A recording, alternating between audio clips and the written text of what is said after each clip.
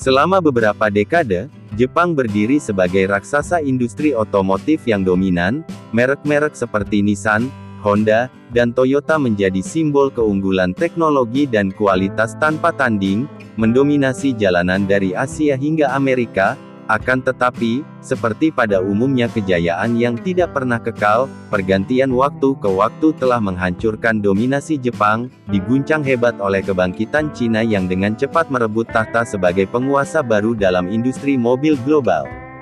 Pada video kali ini, kita akan membahas bagaimana cara China merebut tahta sang raja otomotif global, yaitu Jepang, yang sudah lama menguasai pasar global.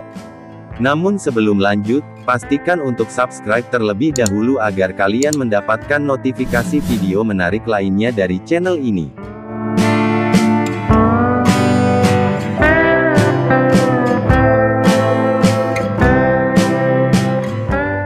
Sebelum berbincang tentang keruntuhan dominasi Jepang, mungkin kita perlu membahas bagaimana negara ini meraih kejayaannya. Setelah Perang Dunia II, Jepang yang tengah berada dalam kehancuran yang tragis, berhasil bangkit dari puing-puing kehancuran, dengan semangat inovasi yang tidak tertandingi untuk memulihkan perekonomian yang terpuruk. Dalam pemerintah Jepang di bawah Perdana Menteri Shigeru Yoshida, menerapkan kebijakan yang dikenal sebagai Doktrin Yoshida. Kebijakan ini menekankan pada pembangunan ekonomi dengan fokus pada industri dan perdagangan, sementara urusan militer diserahkan kepada Amerika Serikat.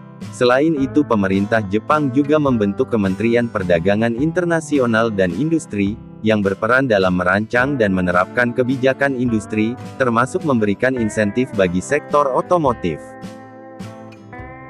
Dalam kondisi yang terpuruk, Jepang menyadari bahwa mereka harus segera membangun sumber daya yang berkualitas. Karena itu Jepang melakukan investasi besar-besaran dalam sektor pendidikan, khususnya dalam bidang sains dan teknologi. Alhasil, Jepang memiliki tenaga kerja yang terampil yang mampu mendorong inovasi dalam industri pada tahun 1960-an dan 1970-an. Produsen mobil Jepang berhasil memperkenalkan kendaraan hemat bahan bakar, yang dengan cepat memenuhi kebutuhan konsumen global yang memang haus akan mobilitas yang terjangkau. Perusahaan seperti Toyota, yang didirikan pada tahun 1937 dan diproyeksikan memproduksi truk untuk keperluan militer, dengan segera beralih fokus ke produksi mobil penumpang, pada tahun 1950-an. Toyota memperkenalkan sistem produksi yang dikenal sebagai Toyota Production, di mana sistem yang menekankan pada pengurangan pemborosan, serta peningkatan kualitas. Kebangkitan ini kemudian disambut oleh krisis minyak pada tahun 1973, yang dimana krisis itu menjadi momen emas bagi Jepang, di mana mobil-mobil hemat bahan bakar mereka menjadi primadona di pasar internasional. Maka pada tahun 1980-an Jepang berhasil mengukuhkan diri mereka sebagai produsen mobil terbesar di dunia, menyalip Amerika Serikat dalam hal volume produksi dan ekspor. Memasuki tahun 1990-an hingga 2000-an, Jepang memperkenalkan teknologi canggih seperti hybrid engine, melalui Toyota Prius, kendaraan hibrid pertama yang diproduksi secara massal. Selanjutnya produsen Jepang seperti Honda, Mazda dan Suzuki, memperluas pasar ke Eropa dan negara berkembang di Asia. Dengan cepat Jepang menguasai pasar mobil di Asia dengan pangsa pasar di atas 80%, di negara-negara seperti Indonesia, Thailand dan Filipina. Di sisi lain, Jepang menyuplai lebih dari 30% mobil baru di Amerika Serikat dengan Toyota, Honda, dan Nissan, sebagai tiga pemain besar. Mobil Jepang terkenal dengan daya tahan, biaya perawatan rendah, serta nilai jual kembali yang cukup tinggi. Mobil seperti Toyota Camry dan Honda Accord, menjadi mobil terlaris di Amerika Serikat selama bertahun-tahun, sedangkan di Asia Tenggara, merek seperti Toyota Avanza dan Honda CR-V menjadi pemimpin pasar. Puncak kejayaan Jepang semakin tidak terkalahkan, ketika pada tahun 2022, Jepang, memproduksi lebih dari 9 juta unit kendaraan, dan menjadikan negara ini sebagai salah satu dari 3 produsen terbesar di dunia. Jepang mengekspor sekitar 3 juta kendaraan pada tahun 2022, dengan tujuan utamanya Amerika Serikat, Eropa, dan Asia Tenggara, dan sebagai pemain dominan dalam otomotif dunia. Industri otomotif Jepang menyumbang lebih dari 18% total ekspor Jepang dengan nilai lebih dari 100 miliar dolar per tahunnya.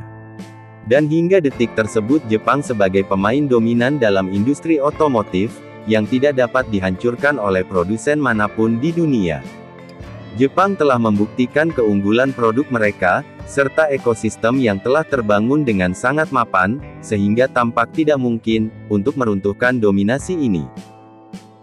Kecuali dengan sistem dan strategi yang brilian, namun demikian di balik kejayaan Jepang, Cina diam-diam menyiapkan strategi besar untuk merebut dominasi tersebut. Dengan dukungan penuh dari pemerintah, industri otomotif Cina berubah secara signifikan.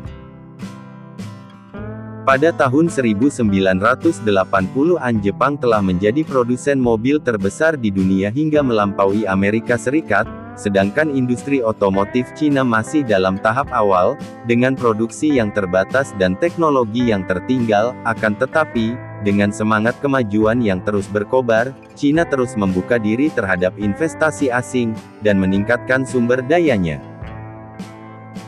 Memasuki tahun 2000-an, Cina mengalami pertumbuhan ekonomi yang sangat pesat, sehingga meningkatkan daya beli masyarakat, serta permintaan akan kendaraan bermotor.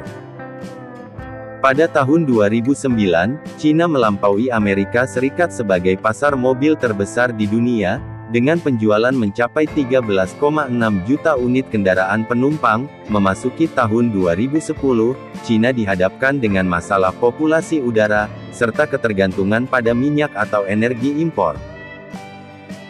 Cina melihat dua persoalan ini sebagai ancaman di masa depan. Karena itu, produsen mobil Cina berinvestasi besar-besaran dalam penelitian dan pengembangan, dan pemerintah Cina mengalihkan fokus mereka pada pengembangan kendaraan energi baru termasuk mobil listrik. Mereka sangat bersungguh-sungguh dalam pengembangan kendaraan energi baru ini, yang hal ini dibuktikan dengan berbagai insentif dan subsidi yang diberikan oleh pemerintah untuk mendorong produksi serta adopsi energi baru. Alhasil, Cina berhasil menjadi pasar mobil listrik terbesar di dunia, dengan penjualan mencapai 331.000 unit. Selanjutnya tidak butuh waktu lama untuk Cina segera merebut perhatian pasar dunia. Biaya tenaga kerja dan bahan baku yang lebih rendah, ditambah dengan kapasitas produksi yang sangat besar, Cina mampu menekan biaya produksi lebih rendah dibandingkan dengan Jepang, sehingga hal ini memungkinkan produsen mobil Cina memproduksi kendaraan dengan biaya yang lebih hemat, yang kemudian diterjemahkan ke dalam harga jual yang lebih bersaing. Produsen mobil Cina cenderung menetapkan keuntungan yang lebih rendah untuk menarik pangsa pasar yang lebih besar. Ibarat kata, walaupun untuk sedikit, asalkan lancar, mungkin itulah yang ada di benak para produsen mobil Cina. Sebaliknya, produsen mobil Jepang menetapkan harga yang lebih tinggi, untuk mempertahankan citra merek, serta kualitas produk mereka. Sebagai ilustrasi di segmen SUV Toyota Yaris Cross, yang merupakan merek Jepang dibanderol dengan harga mulai dari Rp351 juta, sementara Chery Omada 5, yang merupakan merek Cina, ditawarkan mulai dari harga Rp344 juta. Perbedaan harga ini mencerminkan strategi penetapan harga yang berbeda antara produksi mobil Jepang dan Cina. Produsen seperti BYD dan Geely memanfaatkan skala ekonomi ini untuk menawarkan kendaraan berkualitas dengan harga yang jauh lebih terjangkau dibandingkan mobil Jepang. Tetapi jangan salah, walaupun mobil listrik China dijual dengan harga yang jauh lebih murah, produk mereka bukanlah kaleng-kaleng. Dahulu mobil Cina memang sering dianggap kurang dalam segi desain dan kualitas, namun kini mereka telah berkolaborasi dengan desainer internasional dan meningkatkan standar produksinya, sehingga menghasilkan mobil dengan estetika dan kualitas yang sebanding, atau bahkan melampaui mobil Jepang.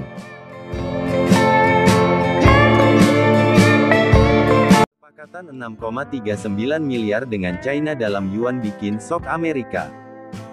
Banyak orang tidak menyangka, kalau Kanada, negara yang selama ini dikenal sebagai sekutu setia Amerika Serikat, tiba-tiba mengambil keputusan yang sangat mengagetkan, padahal bisa dikatakan, Kanada itu ibarat sahabat yang selalu ada di pihak Amerika, tapi tiba-tiba Kanada memutuskan untuk mengambil langkah yang super kontroversial, dan bisa dibilang bertolak belakang dengan kebijakan Amerika Serikat. Kira-kira apa yang membuat negara yang selama ini terus sejalan dengan Amerika, tiba-tiba memilih China untuk mitra dagangnya, yang jelas-jelas musuh dari Amerika? Jawabannya adalah, karena ada perubahan besar, yang sedang terjadi di dunia ekonomi dan politik internasional, yang bisa mempengaruhi banyak hal. Salah satunya adalah keputusan Kanada lewat perusahaan pengelola armada kapal terbesar mereka, yaitu Seaspan, yang pada Oktober tahun 2024 menandatangani kontrak besar dengan China Building Corporation. Kontrak ini senilai 6,39 miliar yuan untuk pembangunan 6 kapal kontainer berkapasitas besar.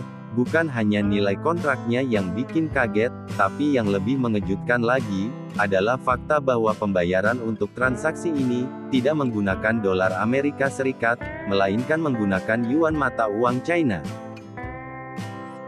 Kenapa penggunaan yuan dalam transaksi Kanada-China bikin kaget negara barat? Ya iya, karena selama ini dolar Amerika selalu menjadi mata uang dominan dalam transaksi internasional, apalagi untuk proyek-proyek sebesar seperti ini. Sebelum kita masuk lebih dalam ke permasalahan keputusan Kanada ini, kita perlu memahami dulu, kenapa langkah tersebut terjadi di tengah-tengah perkembangan pesat dalam industri pembangunan kapal global.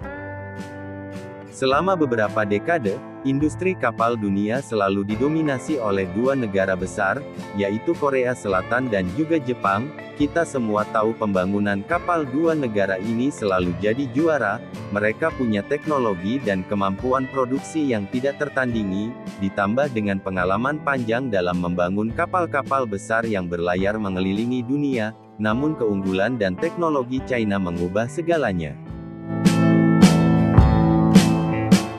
Data terbaru dari industri menunjukkan tren yang sangat mencolok pada bulan pertama tahun 2024, misalnya Korea Selatan, hanya menerima 132 pesanan kapal baru, yang total tonasenya hanya 5,94 juta dolar, yang merupakan sekitar seperempat dari pangsa pasar global, padahal dulunya Korea Selatan bisa menguasai lebih dari 70% pasar global. Bahkan Jepang yang juga ahlinya dalam membuat kapal besar, juga mengalami penurunan tajam dengan hanya menerima 49 pesanan kapal baru, dan pangsa pasarnya merosot menjadi kurang dari 3%. Apa yang sebenarnya terjadi di pasar kapal global? Dan mengapa negara yang dulunya mendominasi pasar kapal global seperti Korea Selatan dan Jepang bisa tergeser? Hal itu bukan tanpa sebab, namun ada satu negara yang mulai menggantikan posisi mereka berdua, yaitu China. Yang membuat orang bertanya-tanya, kenapa China bisa tiba-tiba melesat begitu cepat dalam industri kapal? Dari tahun 2018 hingga 2024 China sudah mulai memperkenalkan diri mereka ke pasar internasional. Pada periode Januari hingga September tahun 2024, volume penyelesaian pembangunan kapal China mencapai 36,34 juta ton deadweight, meningkat 18,2% dibandingkan tahun lalu, sementara jumlah pesanan baru yang diterima China selama periode tersebut mencapai 87,1 juta ton gateway, dengan kenaikan tahunan yang fantastis, sebesar 51,9%.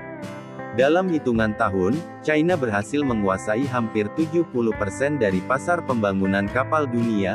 Bayangkan, dulu Korea Selatan dan Jepang yang paling dominan, sekarang tergeser jauh sama China.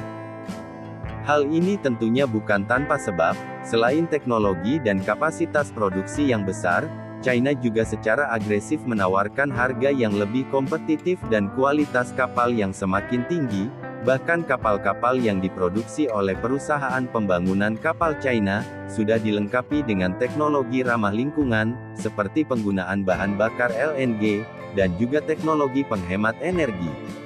Inilah yang membuat produk China begitu menggoda bagi negara-negara yang membutuhkan kapal-kapal baru dengan harga yang lebih murah, dan tetap punya kualitas yang tinggi. Dengan perkembangan China saat ini, negara-negara barat pun mulai pada melirik kesempatan untuk bekerja sama dengan China dalam industri kapal, misalnya Jerman.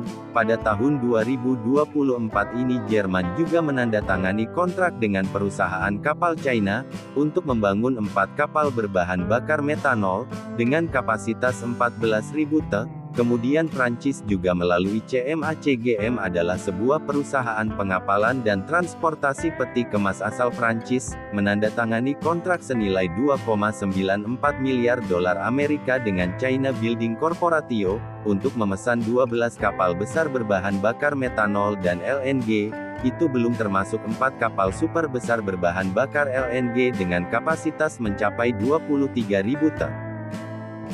Padahal negara-negara tersebut masih tergabung dalam keanggotaan Uni Eropa, yang selama ini menjadi bagian dari aliansi Barat yang suka memberlakukan sanksi tarif, maupun pembatasan terhadap barang China. Namun tetap saja negara-negara Barat mulai melihat potensi besar dalam kerjasama dengan China, terutama dalam sektor pembangunan kapal. Yang paling mengejutkan adalah langkah Kanada, sekutu dekat Amerika Serikat, yang tiba-tiba saja memutuskan untuk bekerja sama dengan China, dalam hal ini pada tanggal 18 Oktober tahun 2024, keputusan mengejutkan datang dari Sispen Kanada yang memesan kapal LNG berkapasitas 13.600 t senilai 6,39 miliar yuan dari Hutong Chonghua Shipbuilding di China. Perusahaan Hutong Chonghua ini adalah salah satu pembuat kapal terbesar di dunia, dan juga perusahaan yang sangat berpengaruh di China.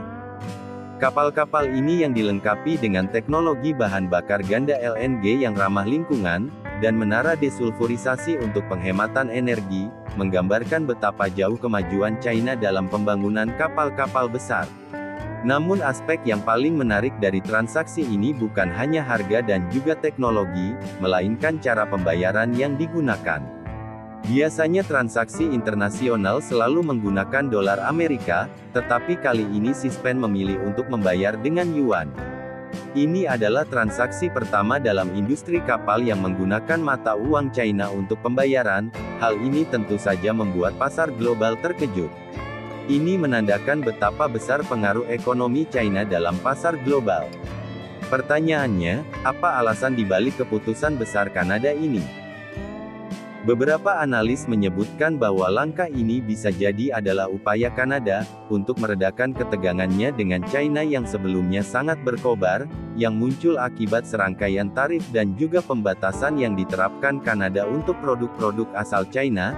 Seperti belum lama ini pada bulan September tahun 2024 Kanada mengenakan pajak tambahan 100% pada kendaraan listrik yang diimpor dari China, dan 25% pada produk baja dan aluminium dari China. Tentu saja ini menimbulkan ketegangan dan juga pembalasan dari China. Salah satu yang paling berpengaruh adalah penyelidikan anti-dumping terhadap kanola Kanada. Mungkin, Kanada merasa bahwa langkah ini bisa membantu memperbaiki hubungan mereka dengan China.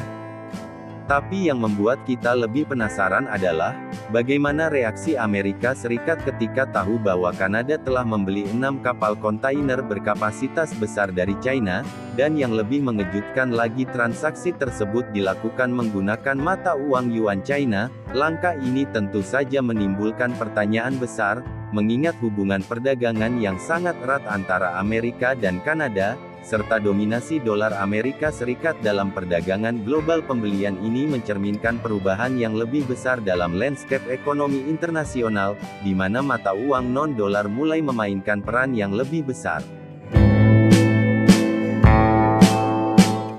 Kanada secara tradisional lebih banyak melakukan transaksi dengan menggunakan dolar Amerika Serikat, namun dengan menggunakan yuan China. Apakah Kanada juga ingin mengurangi ketergantungan pada dolar Amerika dan mengeksplorasi peluang lebih luas dalam hubungan dagangnya dengan China, yang dimana China adalah ekonomi terbesar kedua di dunia? Langkah ini bisa dianggap sebagai sebuah isyarat kuat, bahwa negara-negara lain mulai mencari alternatif terhadap dominasi dolar Amerika Serikat. Hal ini bisa memicu perubahan dalam kebijakan perdagangan dan mata uang global. Amerika dengan kekuatan politik dan ekonominya tentu saja akan mengambil langkah-langkah strategis untuk merespons pergeseran ini, bisa saja melalui sanksi diplomasi, atau bahkan kebijakan ekonomi lainnya.